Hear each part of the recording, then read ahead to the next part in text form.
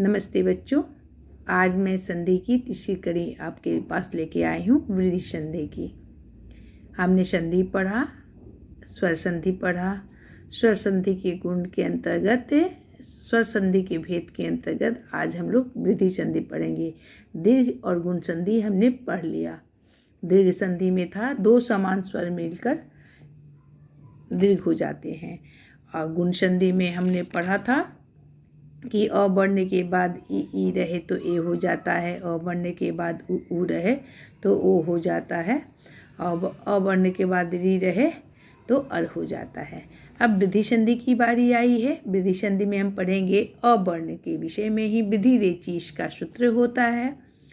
अ वर्ण मतलब होता है बेटा अ या आ। सूत्र मैंने यहाँ लिखा है वृद्धि रेचि का। यदि अ वर्ण अ या आ के बाद यदि ए या ए रहे, यानी ए या ए, ह्रस्व ए या दीर्घ ए रहे, तो दोनों के स्थान पर ए हो जाता है। देखिए यहाँ मैं इसको अंडरलाइन करती हूँ, इसे मैं अंडरलाइन करती हूँ, ये ए हो जाएगा। अब यदि ए अ वर्ण के बाद, अ वर्ण यानी अ या आ के बाद ए या ए रहे तो दोनों के स्थान पर ए हो जाता है। यदि अ वर्ण के बाद ओ या औ रहे तो दोनों के स्थान पर क्या होता है बेटा, औ हो जाता है। ये दो परिवर्तन होता है।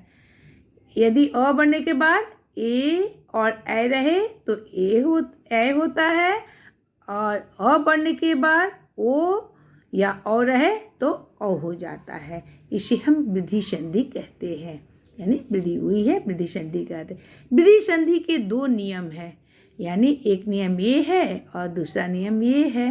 ए और ए, एक और दो, दोनों नियम हो गए। तो जो निम्नलिखित हैं, मैंने इसे थोड़े डिफरेंट तरीके से आपको बताया ताकि आप बच्चों को आसानी हो वृद्धि संधि समझने में। अ या आ को बोलेंगे ए वर्ण। अगर ई या ई रहे तो ई वर्ण हो जाएगा, उ रहे तो उ वर्ण हो जाएगा।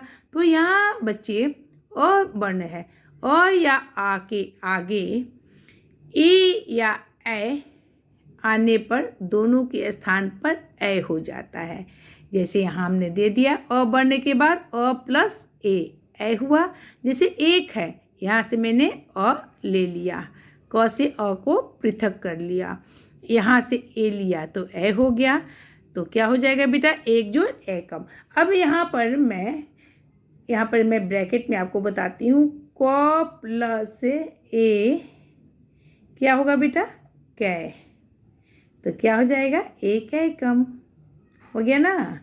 क प्लस एक कै कम, यानी यहाँ से हमने अ लिया और यहाँ से हमने ए लिया, दोनों मिलके अ बढ़ने के बाद ए आए, यहाँ अ आया ए आया तो ए हो गया, तो एक कै कम।